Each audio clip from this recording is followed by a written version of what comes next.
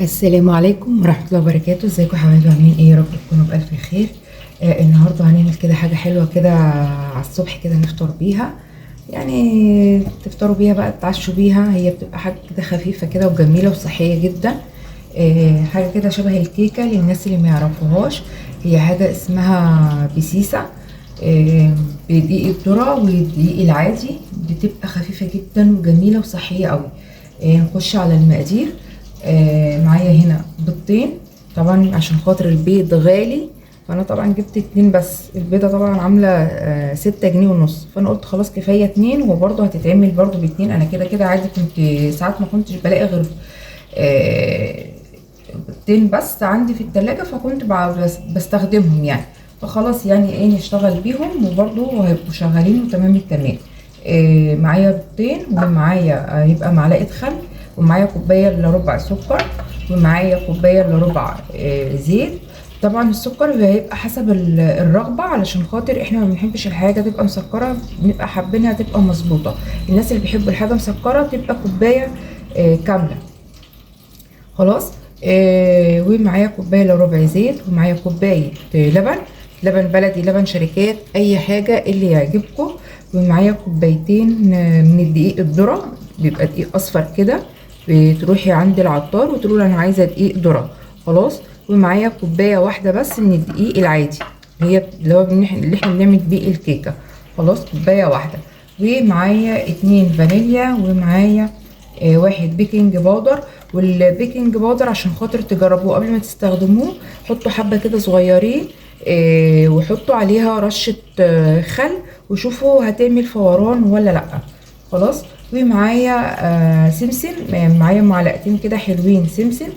لو انت عاوزه تزودي عن كده سمسم ماشي، زودي. ممكن تحطي حبه في قلب الخليط، وممكن تستكفي بس على الوش. طبعا انا لما كان رخيص شويه كنت بعمل كده، لكن طبعا السمسم غالي ب190 جنيه. فقلت خلاص هحط حبه كده على الوش وخلاص. كفايه على كده. نخش بقى في التحضير على طول. طبعا هركن البيكنج باودر والسمسم دول كده على جنب، اللي مش هستخدمهم دلوقتي. انا اول حاجه هستخدمها ان انا هكسر البيض بسم الله الرحمن الرحيم.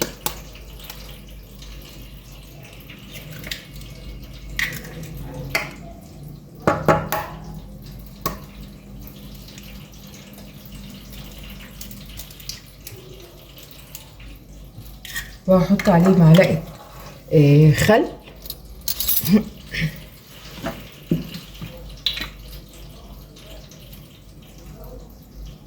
معلقه واحده بس اهي. ما تخافوش من الخل ما بيعملش اي طعم خالص، ولا بيبان في قلب الحاجه. خلاص، ده هي معلقه واحده بس. وهحط الفانيليا. معلش بقى على اصوات العربيات ديت، معلش عشان بس ساكنه قريب من الاسفلت، من قريب من الشارع يعني. هضرب الخليط كده مع بعضه، وهرجع لكم علشان خاطر بس ما اوجعش دماغكم بصوت المضرب. بصوا يا جماعه، انا ضربت البيض اهوت مع الخل والفانيليا. ماشي، هحط السكر. كنت عاوزه اقول لكم بس على حاجه انا نسيتها، معلش انا اسفه. ان الزيت انا حاطه زيت وسمنه مع بعض. حاطه زيت وسمنه مع بعض. لو عندك كده معلقه سمنه بلدي حطيها، لو ما عندكيش عادي حطي اي معلقه سمنه. يعني انا حاطه نص، يعني عايزه تحطي معلقه بس ماشي، مش عايزه تحطي خالص برضو براحتك. انا حاطه نص زيت ونص سمنه. ويا ريت يكون زيت يكون كويس، يكون ملهوش اي ريحه. خلاص، معلش انا اسفه ان انا بس حبيت بس اقول لكم على الموضوع. لو انتم مش عاوزين سمنه خالص ما تحطوش براحتكم، هي اساسا يعني تتعمل بالزيت بس. خلاص، هضرب السكر مع البيض وهرجع لكم تاني، خليكم معايا اهو يا حبايبي. انا ضربت السكر مع البيض. خلاص، هحط الزيت والسمنه. بسم الله الرحمن الرحيم. برضو هضربهم، اصفي كده كوبايه كده كويس. وطبعا انا مشغله فرن البوتاجاز من قبل ما ابدا خالص. من قبل ما ابدا في اي حاجه انا شغلت فرن البوتاجاز علشان خاطر يبقى سخن معايا، على درجة حرارة 180 او يعني متوسطة. خلاص علشان خاطر بس يبقى الدنيا مظبوطة معايا. وطبعا محضرة الصينية بتاعتي اهي برضو دهنيها اهي اهيت اللي هي الوسط. خلاص. ولو عايزين تعملوا في المقاس الاصغر، بتحبوا الحاجة تكون عالية يعني تمسكوا الخرطة كده تبقى عالية كده، ممكن تعملوها في الصينية الاصغر. لكن انا ما بحبش الحاجة تبقى عالية قوي، يعني بحبها في الحجم الوسط. خلاص هضرب كده مع بعضه السمنه والزيت مع الحاجه. وكنت عايزه اقول لكم على حاجه ملحوظه حلوه قوي قوي انا جت معايا بالصدفه، ان السكر ما تضربوش قوي، ما تضربوش السكر لغايه ما يدوب خالص، لا يعني اضربوه ضربه خفيفه كده، لان بيعمل في الكيكه والبسيسه بيعمل كرمله كده ووش حلو قوي قوي للكيكه وللبسيسه. بجد بجد لما تجربوا الطريقه ديت هتعجبكم. ما تضربوش قوي السكر وتنعموا. خلاص هضرب وهرجع لكم تاني. ويا ريت اللي وصل معايا لغايه المقطع دوت، يا ريت رجاء بالله عليكم بالله عليكم يعني تعملوا لي لايك وتكتبوا لي كده كومنت حلو، وبلاش الكومنتات السلبيه اللي بتجيلي على حاجات تافهه. يعني يا ريت يعني يبقى فيه نقد كده ما يجرحش حد. فيا ريت يعني بلاش الكلام اللي ملوش لازمه يعني. واتمنى لو في حاجه نقولها بطريقه كويسه، علشان خاطر عادي احنا ممكن يعني بيسهى علينا باي حاجه او اي كلمه او اي لفظ. معلش يا ريت ان احنا يعني نكلم بعض بطريقه كويسه. فيا ريت ما تنسوش بقى الاشتراك واللايك والكومنت حلو منكم كده. وخليكم معايا وهضرب وهرجع لكم تاني. خلاص انا عملت اهوت الحاجه. بسم الله الرحمن الرحيم. احط بقى اللبن. لو احتاج لبن، لو حسيت ان العجينه محتاجه لبن حط لها حبه كمان. خلاص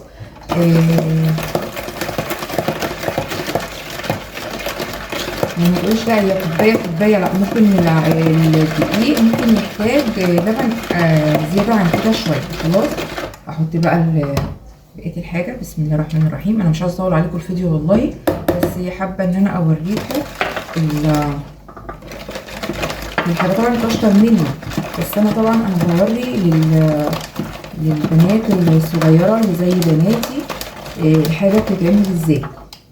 يعني انا بعلم بناتي قبل اي حد، وده يعني عاملاه مرجع صراحه، يعني عاملاه مرجع لبناتي، لان بناتي لما بيعوزوا يعملوا حاجه بيروحوا مشغلين يجيبوا القناه بتاعتي ويطلعوا منها ويعملوا، لو انا مثلا مش موجوده او كده. كان طبعا طول ما انا موجوده هم خلاص طبعا متكلين ان انا بقوم اعمل الحاجه. خلاص هعمل كده مع بعض. هضرب ضربه كده خفيفه وهرجع لكم تاني. بصوا بقى يا حبايبي، اللبن زي ما قلت لكم هو طلع يعني كان العجينه عايزه حبه لبن تاني، فانا هحط لها الحبه دول يعني حوالي ربع كوبايه او اقل من ربع كوبايه شويه. خلاص بصوا هي عامله ازاي، هوريكم السمك بتاعها. انا بحبها تبقى يعني تبقى هشه كده وخفيفه. بصوا فطبعا لا بالنسبه لي كده لا، هي عايزه حوالي ربع كوبايه لبن تاني. خلاص طبعا هتقولي انت ما حطيتيش البيكنج باودر. انا لسه ما حطيتوش. بحب بعد ما اضرب العجينه اروح حاطه البيكنج باودر. ماشي هضرب ضربه سريعه كده وارجع لكم بس عشان ما اوجعش دماغكم.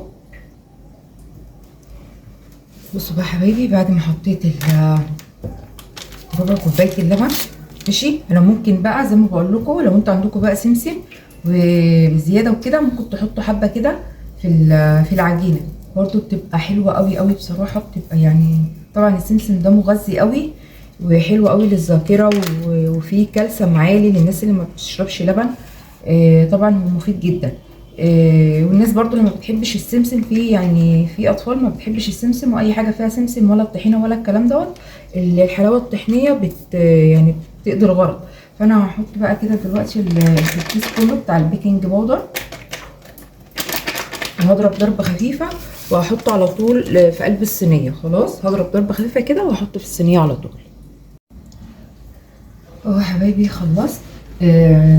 عايزه اقول لكم برضو على ملحوظه، ما تضربوش في الكيكه كتير او البسيسه، الحاجات اللي زي كده ما بتحبش الضرب كتير. خلاص عشان خاطر ما تقلبش معاكم زي العجينه. خلاص نفضي كده الخليط كله.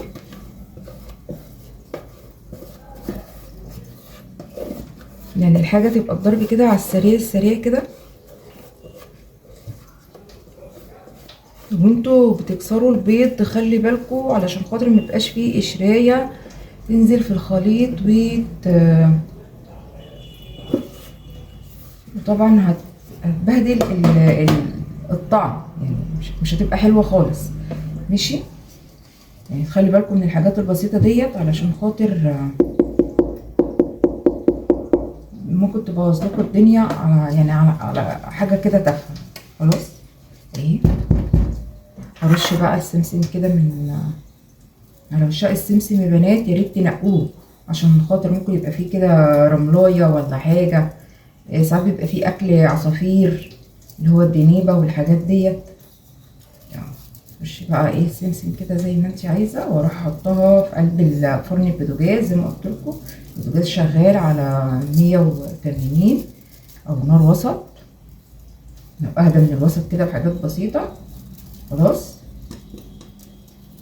هروح احطها، وبعد ما تطلع هوريها لكم تسويتها زي الكيكه بالظبط. التسويه بتاعتها زي الكيكه، لما تيجي تستوي ما تفتحيش عليها قبل نص ساعه، حتى لو ريحتها طلعت ما تفتحيش عليها قبل نص ساعه. لما تيجي تختبريها يا اما بخله يا اما بالسكينه في النص كده وتشوفيها. خلاص خليكم معايا وهنشوفها بعد ما تستوي ان شاء الله. اهو بصوا حبايبي، انا لسه اهوت طبعا لسه فاتحه عليها ولسه مطفتش عليها. بصوا بسم الله الرحمن الرحيم، هختبرها كده طبعا عشان بس ماسكه التليفون بس بايد، عايزه اجرب لكم. بصوا السكينه طالعه نضيفه خالص ما فيهاش اي حاجه. طبعا هطلعها بسم الله الرحمن الرحيم. بسم الله الرحمن الرحيم، امسكها كده بالراحه واطلعها واحطها ايه بسم الله الرحمن الرحيم. هحطها هنا كده ما اطلعهاش من الفرن، واحطها على طول على الرخامه عشان ما تهبطش معايا. خلاص هتبرد واقطعها معاكم وهنشوفها مع بعض. حبايبي انا قطعت البسيسه بعد ما بردت اهيت. طبعا سبتها تهدى شويه وطلعت منها كده حته اهيت اوريها لكم. بصوا عامله ازاي، يعني بسم الله ما شاء الله جميله قوي، والارتفاع بتاعها حلو ومناسب. لو انتوا عايزينها تكون اعلى من كده براحتكم. طبعا دي حاجه ترجع لكم انتوا. وكنت عاوزه اقول لكم على حاجه برضو انا نسيتها، معلش، يا ريت تنخلوا الدقيق كويس، تنخلوه حتى لو ما كانش فيه حاجه لازم تنخلوه.